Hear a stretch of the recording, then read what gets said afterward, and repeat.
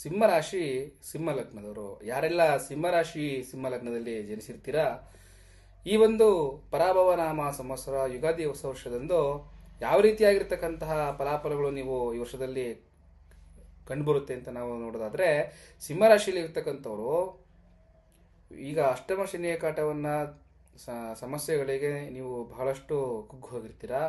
ಗುರುಬಲದ ಒಂದು ಅನುಗ್ರಹದಿಂದ ಸುಧಾರಣೆಯನ್ನು ನೀವು ಕಂಡುಕೊಂಡಿರ್ತೀರಾ. ಆದರೆ ಮಿಥುನ ರಾಶಿಯಿಂದ ಕರ್ಕ ರಾಶಿಗೆ ಗುರು ಸಂಚರಿಸಬೇಕಾದ್ರೆ ಸಿಂಹರಾಶಿಯವರು ಗುರುಬಲವನ್ನು ನೀವು ಕಳೆದುಕೊಳ್ತೀರಾ. ಇಂಥ ಒಂದು ಸಂದರ್ಭದಲ್ಲಿ ಸಿಂಹರಾಶಿಯಲ್ಲಿ ಇರ್ತಕ್ಕಂಥವರು ಬಹಳಷ್ಟು ಅನಾನುಕೂಲತೆಯನ್ನು ಅನುಭವಿಸುವಂಥದ್ದು, ವೃಥಾ ತಿರುಗಾಟ, ಹಣಕಾಸು ಖರ್ಚು, ಧನಬಾಧೆ ಆಗುವಂಥದ್ದು, ಬಂಧು ಮಿತ್ರರಿಂದ ಶತ್ರುತ್ವ, ವೈರತ್ವ ಪಡ್ಕೊಳ್ಳುವಂಥದ್ದು, ಹೋದ ಜಾಗಗಳೆಲ್ಲ ನಿಮ್ಗೆ ಏನಾದ್ರು ಕಿರಿಕಿರಿ ಸಮಸ್ಯೆಗಳು ಉಂಟಾಗುವಂಥದ್ದು, ಕೋರ್ಟು ಕಚೇರಿ, ಸರ್ಕಾರಿ ಅಧಿಕಾರಿಗಳಿಂದ ನಿಮ್ಗೆ ಏನಾದ್ರು ತೊಂದರೆ ತಾಪತ್ರಯಗಳು ಆಗುವಂಥದ್ದು, ವೃಥಾ ಅನಾವಶ್ಯಕವಾಗಿರ್ತಕ್ಕಂಥ ಸಮಸ್ಯೆಗಳಿಗೆ ಸಿಲುಕೊಳ್ಳುವಂಥದ್ದು, ನೀವು ಯಾವುದು ತಪ್ಪು ಅಥವಾ ಅಪವಾದ ಇಲ್ಲದೆ ಇರೋದು ಕೂಡ ನಿಮಗೆ ವಿನಾಕಾರಣವಾಗಿರ್ತಕ್ಕಂಥ ಒಂದು ಸಮಸ್ಯೆಗಳು ನಿಮ್ಮ ತಲೆ ಮೇಲೆ ಬಂದಿರುವಂಥದ್ದು ಆಗ್ತಾ ಹೋಗುತ್ತೆ. ಆದ್ರಿಂದ ಸಿಂಹರಾಶಿಯಲ್ಲಿ ಇರ್ತಕ್ಕಂಥವ್ರು ಬಹಳ ಎಚ್ಚರಿಕೆಯಿಂದ ಇದ್ದು ಈ ಒಂದು ವರ್ಷದಲ್ಲಿ ಜಾಗೃತೆಯಿಂದ ಇರಬೇಕಾಗ್ತದೆ. ಜೂನ್ 1ನೇ ತಾರೀಕು ತನಕ ನಿಮಗೆ ಯಾವುದೇ ರೀತಿ ಸಮಸ್ಯೆಗಳು ಬರೋದಿಲ್ಲ. ಗುರು ಬದಲಾವಣೆ ತನಕ ನೀವು ನೆಮ್ಮದಿಯಾಗಿರ್ಬೋದು.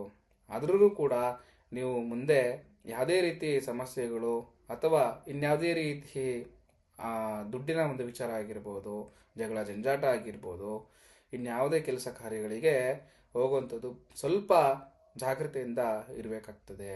ಯುಗಾದಿಯ ಒಂದು ದಿವಸದಂದು ಸಿಂಹರಾಶಿಯಲ್ಲಿರ್ತಕ್ಕಂಥವ್ರು ಯಾರೆಲ್ಲ ಇದ್ದೀರಾ, ಗೋ ಸೇವೆಯನ್ನು ಅಥವಾ ಗೋ ಗ್ರಾಸವನ್ನು ಪಡೆಯೋದ್ರಿಂದ ಆ ಗೋವಿಗೆ ಆಹಾರ ಧಾನ್ಯಗಳನ್ನು ನೀವು ಕೊಡೋದ್ರಿಂದ, ವಿಶೇಷವಾಗಿ ಕಪ್ಪು ಹಸುಗಳಿಗೆ ನೀವು